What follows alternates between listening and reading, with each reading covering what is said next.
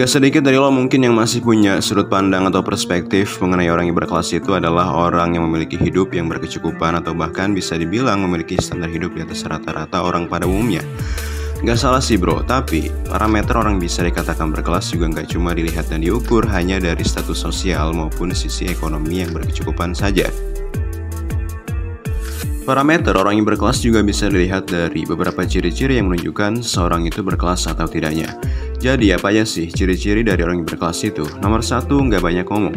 Biasanya bro, orang yang berkelas tuh identik banget dengan keiritan dalam berbicara. Dalam artian, mereka lebih mengutamakan pembicaraan yang berbobot dan bermanfaat daripada sekedar berbahasa basi maupun berbicara banyak hal dengan orang lain, tapi pembicaraan tersebut nggak ada isinya dan manfaatnya sama sekali bagi diri mereka sendiri. Orang berkelas cenderung memiliki sudut pandang yang berbeda dengan kebanyakan orang pada umumnya. Mereka nggak suka banget banyak bicara, karena kebanyakan bicara alias ngomong cuma akan menghabiskan sebagian energi maupun waktu yang mereka punya. Nomor 2, selalu rapi walau nggak mahal. Kalau lo perhatiin, nggak sedikit orang tuh biasanya males banget kalau soal masalah merapikan gaya ketika berpakaian. Padahal cara berpakaian merupakan hal paling sepele yang seringkali menjadi salah satu parameter penting menarik atau enggaknya diri kita ketika dilihat oleh orang lain. Bagi orang yang berkelas, kerapian ketika berpakaian merupakan salah satu faktor penting. Walau pakaian yang mereka kenakan biasa saja dan gak mahal-mahal banget, mereka akan selalu menunjukkan sisi kerapian mereka sendiri ketika akan bertemu dengan orang lain. Hal ini dilakukan karena bagi orang yang berkelas, kerapian akan membuat mereka terkesan lebih nyaman dan enak dipandang saat beraktivitas maupun bertemu dengan seseorang. Nomor 3, gak suka ikut campur urusan orang lain. Ciri yang gak kalah penting selanjutnya dari orang yang berkelas adalah mereka biasanya gak mau ikut campur atau mengintervensi urusan dari orang lain.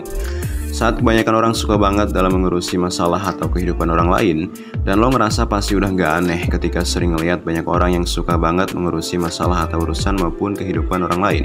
Padahal itu bukan urusan pribadi dari diri mereka sendiri. Nah, berbeda halnya dengan orang yang berkelas. Mereka biasanya akan tetap diam dan cenderung hanya akan mengamati saja, serta tidak ingin terlibat dengan masalah maupun urusan dari orang lain. Karena mereka sadar menyelesaikan urusan pribadi diri mereka terlebih dahulu itu jauh lebih penting sebelum mencampuri urusan dari orang lain.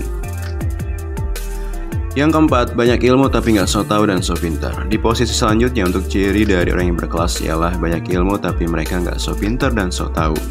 Berbeda dengan kebanyakan orang yang biasanya belum tahu informasi mengenai suatu hal, tapi mereka sudah berbicara dan menyampaikan informasi tersebut kepada semua orang berdasarkan perspektif atau sudut pandang yang mereka miliki.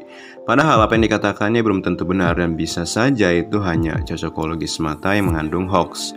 Orang yang biasanya berbicara tanpa fakta yang jelas dan akurat hanya akan dianggap oleh orang lain sebagai orang yang sok tahu, bahkan bisa saja dianggap sok pintar. Berbanding terbalik dengan orang yang berkelas, saat berbicara dan menyampaikan informasi kepada orang lain, tentu mereka akan mencari tahu terlebih dahulu sumber informasi yang benar-benar jelas dan akurat apakah itu benar atau tidak.